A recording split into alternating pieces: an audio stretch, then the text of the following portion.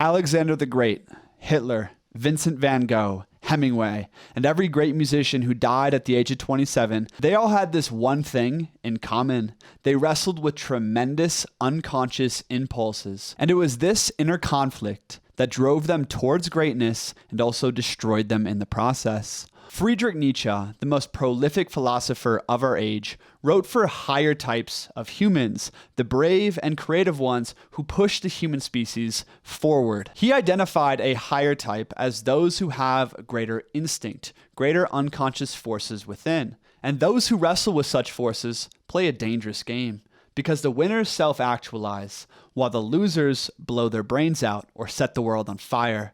History is rife with warnings of what happens when higher men fail to harness their instincts properly.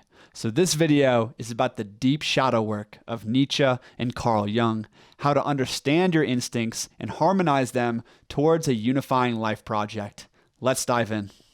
Part 1. The unconscious mind is the creator. Nietzsche thought that the instincts were the active part of the human being. The conscious mind was the reactive. This means that the instincts come first, and everything else is trying to rationalize those instincts. Most of our reasoning works to justify or satisfy our impulses in some way. Man is not a rational animal. He is a rationalizing animal, driven by deeply unconscious forces. Carl Jung took this idea to the next level. He believed that there are archetypes, literal gods, moving in the unconscious mind of man. And some individuals, the higher types I may wager, have bonds with particularly powerful gods or daemons. This is the source of their creative genius and destruction. For instance, what separates a highly successful man like Arnold Schwarzenegger from the average Joe in California? It's not his intelligence or upbringing as much as it is his instincts towards greatness, his instincts towards glory, and also one of his shadow instincts seems to be seeking the validation of others. Everything else in his life is trying to rationalize those instincts or fulfill them. Nietzsche's higher types of humans tend to be born with a powerful instinct towards something. I know many of you feel this. Some glory, some goal haunts your dreams. Maybe you want to be a Caesar, a great artist, an inventor, or explorer. Or on the other hand, you may just feel an insistent pressure. You have no clue what's missing, but some restlessness grows within you, and it manifests as spontaneous actions, passions, addictions, or other more self-destructive behaviors. And the greater the unrealized instinct is within you, the greater the chaos it manifests. This is something rarely understood by society. The common wisdom and the common religions will say that great discontentment is bad, passions are bad, ambition is bad, great internal forces and wars are bad, you must sedate them. Nietzsche said no to this. Let yourself be a storm if you must. Aspire, will with your whole will, bring on the chaos, and don't forget to laugh. Laugh at yourself. Laugh across the peaks of majesty and tragedy, because it's the only way to learn and become who you are. Quote, "You must have chaos inside you if you are to give birth to a dancing star." Thus spoke Zarathustra. The chaos and pain that many higher types experience is simply the birth pangs. I gotta really stop saying higher types here.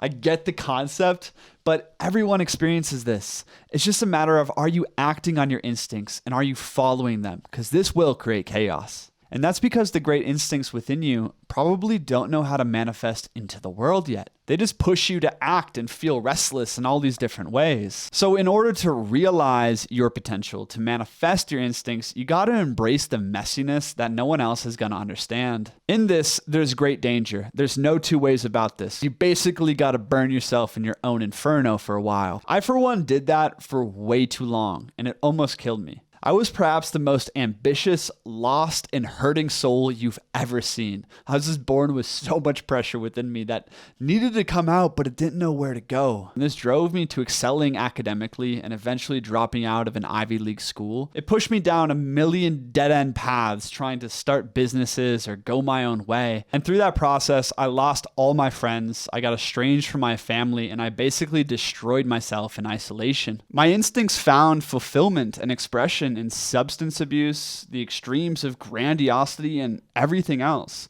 And I think this is a story that's playing out in countless lives around the earth and across history.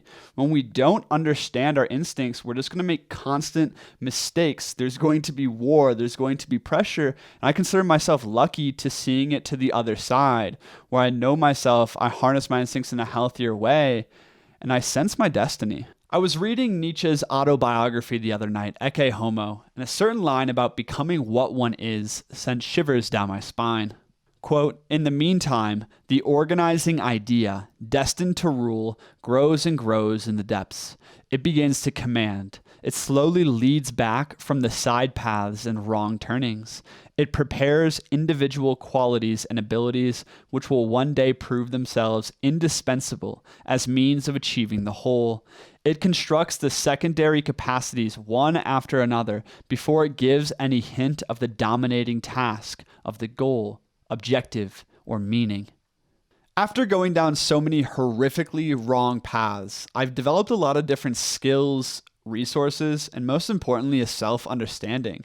I know myself. I know my 3 dominating impulses within my soul, and I understand where they lead. In order to create harmony within, Nietzsche and Jung argued that you must organize your instincts around a unifying idea or a unifying life project. This is the most important point in this video, and it's also the conclusion to my final chapter in my book, The Psychology of Slaying Dragons.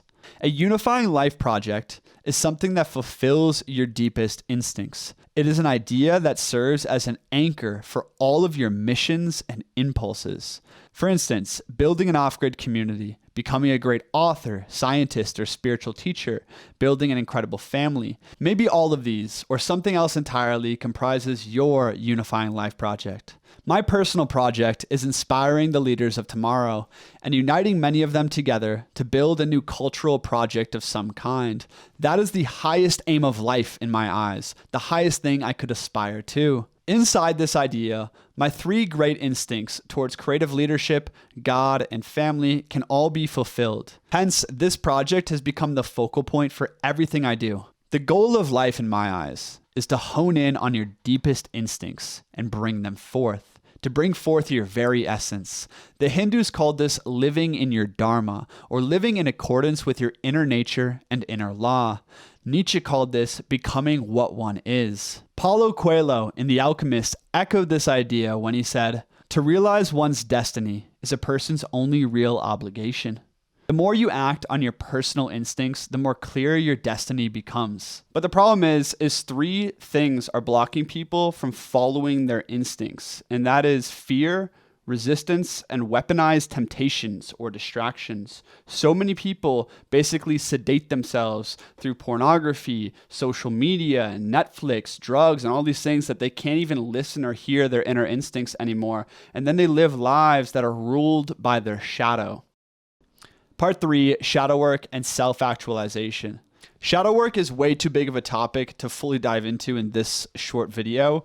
I did make one a few months back, which I will link in the end screen. But for right now, I want to keep it actionable. Step 1 in Nietzschean or Jungian shadow work would be understanding. Understanding is the key. There is no solving inner conflicts or outer conflicts without understanding them. And Carl Jung pointed out that condemnation or repression is the opposite of understanding. The most dangerous thing many of us can do is condemn ourselves, condemn our actions or thoughts or character, because this makes the shadow darker. Step 2 in shadow work is courage, facing yourself and facing life courageously.